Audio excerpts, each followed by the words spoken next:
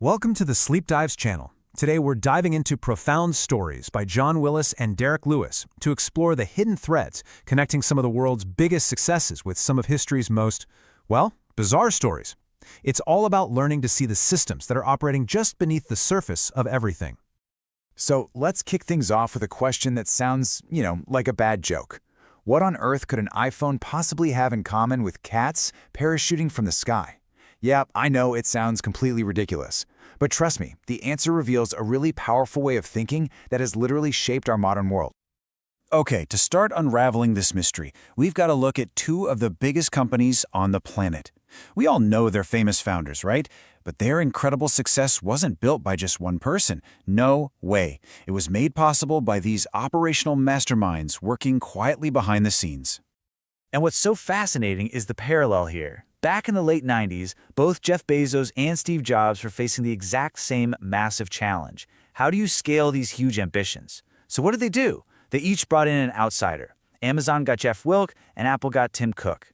These were the guys tasked with building the actual engines that would power these global giants. And the result of their work? It was just staggering. I mean, look at this. When Jeff Wilks joined Amazon in 1999, its annual revenue was $2 billion. By 2021, thanks to the supply chain he engineered, the company was making $1 billion a day. That is the kind of mind-bending scale we're talking about. And that wasn't luck. That was the power of a brilliantly designed system. Right, this kind of explosive growth just doesn't happen by accident. Wilk and Cook, they shared a common intellectual toolkit. They understood these core principles of manufacturing and operations that most people just completely overlook. And that shared understanding, it can be traced back to a single, hugely influential figure. And that man is W. Edwards Deming. Now that's a name you might not know, but his thinking is embedded in the phone in your pocket and the Amazon box on your doorstep. And his story, a lot like Tim Cook's, starts a long, long way from the bright lights of Silicon Valley. And this is a really striking parallel. You've got Tim Cook, who grew up in a rural farming town in Alabama, and then you have Deming, who grew up in a small town in Wyoming. Both of them were these young men from the countryside who somehow found their way to the absolute heart of technological innovation. Deming's upbringing, though, it was incredibly tough. His family lived in what was literally described as a little tar shack on the prairie.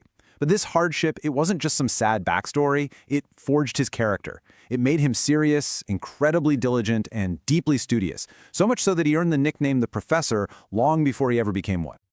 His early life really reads like a history of American resilience. I mean, at times, the $1.25 he earned from chores was all his family had to live on. At just 14, he tried to enlist in the army and was sent home for being too young. And then he lived through the Spanish flu pandemic. You go through all that and you learn, deep down, that life is complex and incredibly unpredictable. And that understanding of complexity, that is absolutely key. Which brings us back to the second part of our riddle, the parachuting cats. This story, as completely bizarre as it sounds, is a brilliant real-world example of a core Deming principle. The idea that simple actions can have wildly unpredictable consequences. You know, President Reagan's famous line perfectly sets the stage for what happened next. See, back in the 1950s, a large, powerful organization showed up in Borneo with a really straightforward mission and a simple solution. What could possibly go wrong? All right, let's just walk through this incredible chain reaction.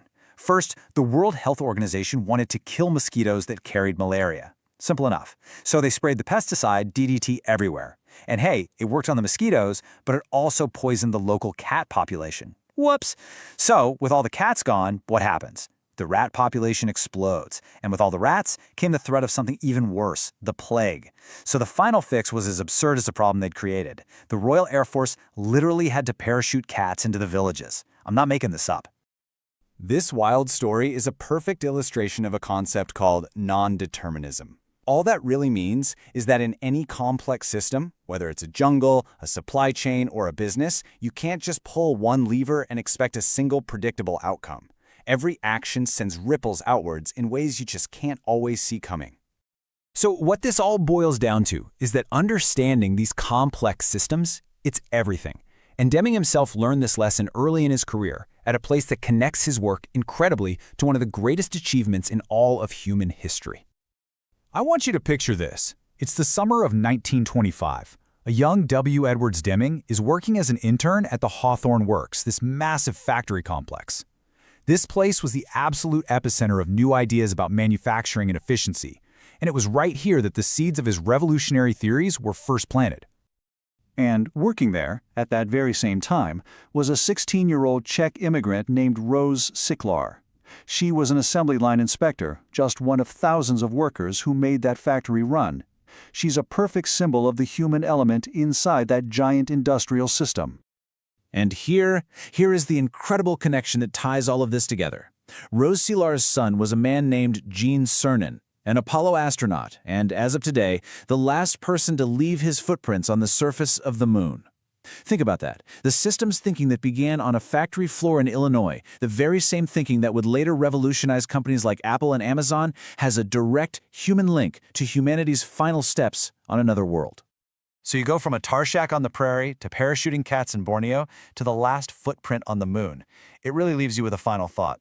What other invisible systems and profound connections are shaping your world, hiding right there in plain sight?